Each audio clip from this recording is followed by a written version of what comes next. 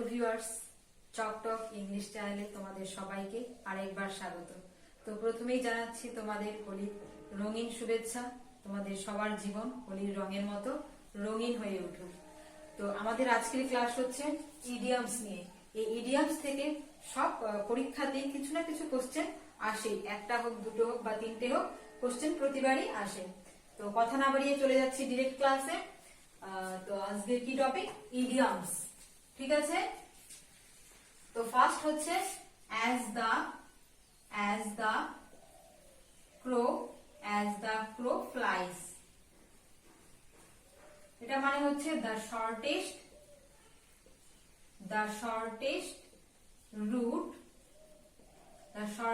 route বা in a straight line। এটাকে আমরা কিভাবে মনে রাখবো? ক্রো মানে কাক। কাক হচ্ছে একটা খুব চালাক পাখি। ঠিক আছে, ও যখন বাসায় ফেরে তখন কখনো ঘুরে যায় না, ও ডিরেক্ট তার বাসায় সোজা পথে তার বাসায় চলে যায়। তো এটার মানে হচ্ছে কোনো দুটো, as the crow flies মানে হচ্ছে কোনো দুটো জায়গার মধ্যে সব থেকে শর্টেস্ট রুট আর সব থেকে ডিরেক্ট যেভাবে যাওয়া যায় সেটাই হচ্ছে as the crow flies in a straight line। ঠিক আছে, তো এইভাবে আমরা মনে রাখবো। তারপরে হচ্ছে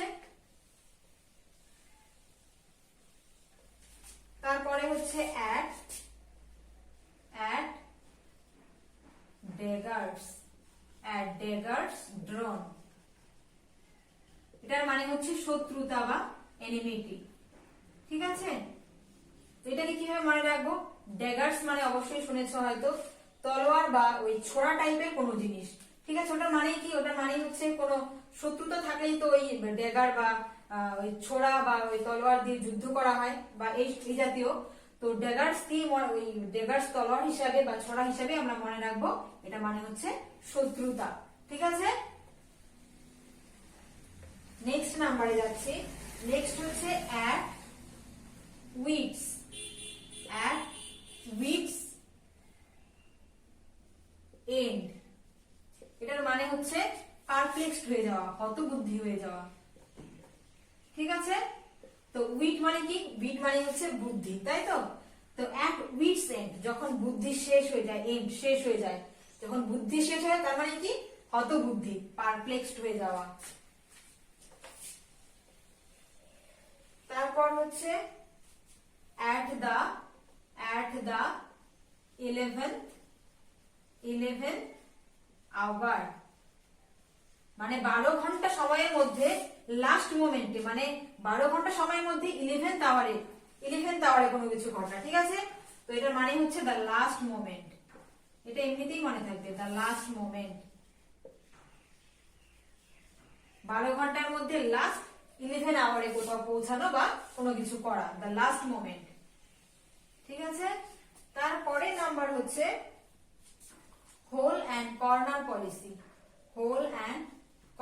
পলিসি।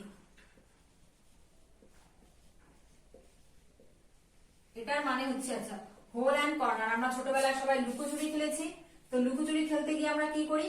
কোনো হোল বা কর্নারে কোনো জায়গায় আমরা লুকিয়ে পড়ি যাতে খুঁজে না পাই।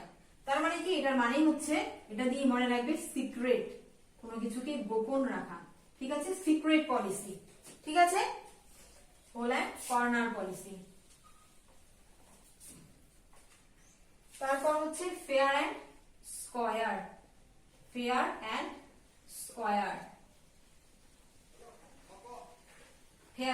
এটা মনে রাখবে ফেয়ার ওয়ার্ডটা দিয়ে। ফেয়ার মানে কি? কোনো কিছু খাতবিহীন, যেটাতে কোনো ঝামেলা নেই, খাত নেই, সেটাই হচ্ছে ফেয়ার। তার মানে ফেয়ার অ্যান্ড স্কয়ার মানে হচ্ছে অনেস্ট। ঠিক আছে, এই ফেয়ার কথাটা দিয়েই মনে রাখবে, ফেয়ার অ্যান্ড স্কয়ার। তারপর হচ্ছে to pay A flying visit.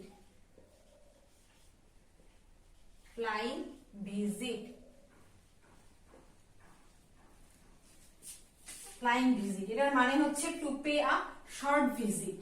ঠিক আছে, শর্ট ভিজিট। এটা কিভাবে মনে রাখবে? ফ্লাইং ভিজিট, আমরা খুব তাড়াতাড়ি যাওয়া অর্থে কি বোঝাই, যে উড়ে যাওয়া, যদি এটা উড়ে যাওয়া যেত, ঠিক আছে। তো ফ্লাইং, ফ্লাইং মানে খুব তাড়াতাড়ি গেলাম, মানে উড়ে চলে আসলাম আবার খুব তাড়াতাড়ি, তো কি হচ্ছে শর্ট ভিজিট। ফ্লাইং ভিজিট মানে শর্ট ভিজিট। তারপর হচ্ছে feather, feather in once cap, এটা একটা ব্রিটিশ ইডিয়াম, ঠিক আছে। তো এটা ধরা হয় যে কি হতো আগে, কোন এক ওয়ারিয়ার বা যোদ্ধা যখন কোন যুদ্ধ জয় করে আসতো, ঠিক আছে, তাদের টুপিতে, ক্যাপ, তাদের টুপিতে একটা করে নতুন করে পালক সংযোজন করা হতো। একটা করে যুদ্ধ জয় করতো আর একটা করে নতুন পালক সংযোজন করা হতো, সেই থেকে এটা নাম এসেছে ফেদার ইন ওয়ান্স ক্যাপ। তার মানেই হচ্ছে নিউ, নিউ বা অ্যাডিশনাল, নিউ বা additional, additional success or achievement, success or achievement, ঠিক আছে। feather in one's cap।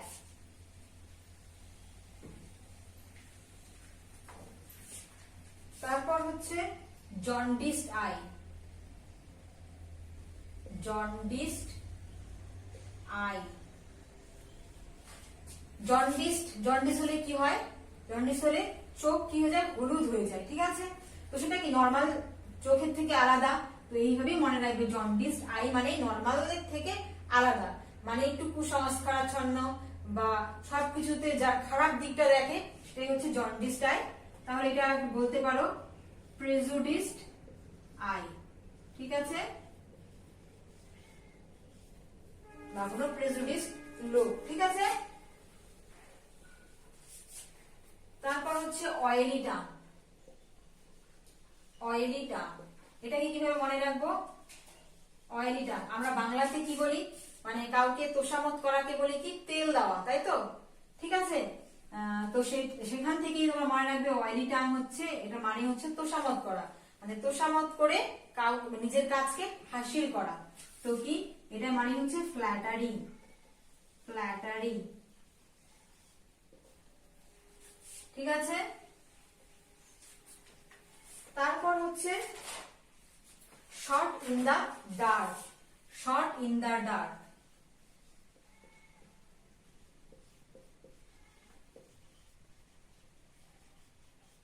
সামনে ডব্লিউবিসিএস এর প্রিলিমিনারি আছে, কনস্টেবল এর মেইনস আছে, তো এগুলি খুবই important. Shot in the dark মানে কি, এটার বাংলা অর্থটা কি, মানে অন্ধকারে ঢিল ছোড়া, ঠিক আছে। শট ইন দা ডার্ক, অন্ধকারে ঢিল ছোড়া, মানে ওয়াইল্ড গেজ, ওয়াইল্ড গেজ, যেটা আমরা পরীক্ষাতে খুব করে থাকি, তাই না, এমসিকিউ জানি না কিন্তু আমরা shot in the dark wild guess করে দিই, তাই তো। তো শট ইন দা ডার্ক মানে ওয়াইল্ড গেজ, অন্ধকারে ঢিল ছোড়া। তারপর হচ্ছে স্ট্রেইট, তারপরে number straight from the horse's mouth, এটাকে আমরা কিভাবে মনে রাখবো, এটার মিনিং হচ্ছে information, to get information from a reliable source, ঠিক আছে, কোন বিশ্বস্ত উৎস থেকে কোন ইনফরমেশন পাওয়া, ঠিক আছে।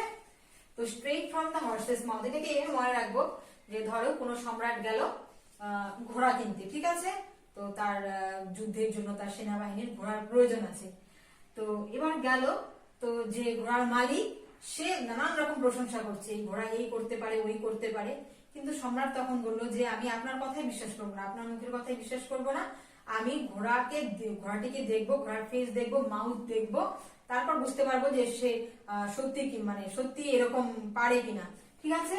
তো সেটাই কি হবে, information from a reliable source, মানে ডিরেক্ট আমরা ওই ঘোড়াকে দেখেই আমরা বিশ্বাস করবো, straight from the horse's mouth. ঠিক আছে, এইভাবে মনে রাখতে পারো।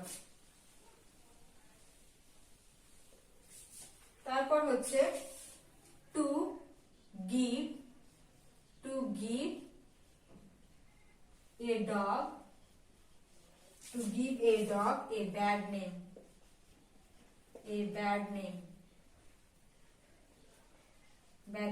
এটা কি এই ব্যাড নেম থেকে মনে রাখতে হবে। ব্যাড নেম মানে এটার মিনিং হচ্ছে ডিফিকাল্ট, এটার মিনিং হচ্ছে difficult to lose a bad reputation. ঠিক আছে, ব্যাড রেপুটেশন তার মানে একবার যদি কোনোভাবে কারো রেপুটেশন খারাপ হয়ে যায় সেটাকে লস করা, সেটাকে রিমুভ করা খুব মুশকিল ব্যাপার হয়ে যায়। তো two give a dog a bad name মানে হচ্ছে এটা। তো এই ব্যাড নেম থেকেই তোমরা মনে রাখবে, মানে ব্যাড নেম মানে হচ্ছে ব্যাড নেম মানে ব্যাড রেপুটেশন, আর যেটাকে মানে সেটাকে মুছে দেওয়া খুবই শক্ত ব্যাপার। ঠিক আছে, to give a dog a bad name. আচ্ছা, এরকম ডগ দিয়ে আরেকটা ইডিয়মস আছে, সেটা হচ্ছে to go to the dogs. এই দুটো কিন্তু উলটপালট হয়ে যায়। To go to the dogs এটার মানে হচ্ছে যা সিচুয়েশন আগে ছিল তার থেকে আরো খারাপ হয়ে যাওয়া। ঠিক আছে,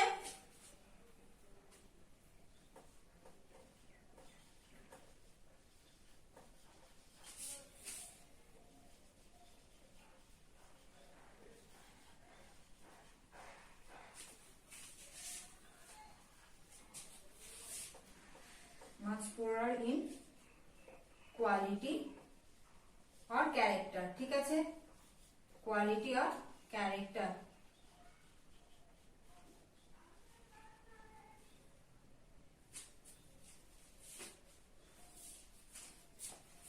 তার মানে কি, এটা কি মনে রাখবে, মানে এই ইডিয়মসটা এসেছে চায়না থেকে, এটা অরিজিন হচ্ছে চায়না থেকে। কিরকম ব্যাপার ছিল তখন চায়নাতে, মানে চায়নার মানে যে সিটি ছিল তার ওয়ালের ভেতরে কুকুরের প্রবেশ ছিল নিষেধ। ঠিক আছে, তো ওই জন্য কুকুরগুলো কি করতো, খারাপ জায়গায়, নোংরা জায়গায়, আবর্জনার স্তূপে ঘুরে বেড়াতো, নর্দমার কাছাকাছি জায়গায় ঘুরে বেড়াতো। তো কেউ যদি এরকম মানে to go to the dogs মানেই হচ্ছে কুকুরের সাথে যাওয়া, মানে সেই সব নোংরা খারাপ জায়গায় যাওয়া, মানে তার কোয়ালিটিটা খারাপ হয়ে যাওয়া। ঠিক আছে, এইভাবেই মনে রাখবে, to go to the dogs মানে to become much poorer in quality or character. ঠিক আছে, তো দুটো কিন্তু আলাদা, to give a dog a bad name and to go to the dogs.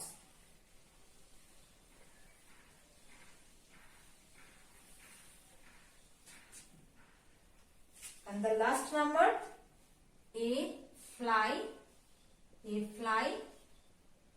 by night company।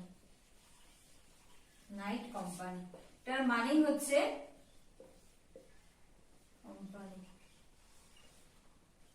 কোন বিশ্বস্ত প্রতিষ্ঠান না। ঠিক আছে, এটার মানে হচ্ছে সেটা বিশ্বস্ত না, আনট্রাস্টওয়ার্দি। ঠিক আছে, তো কি এটা হচ্ছে আনট্রাস্টওয়ার্দি,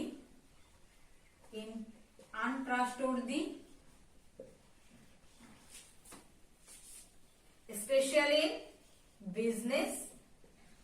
in business or financial matters। ঠিক আছে, financial matters।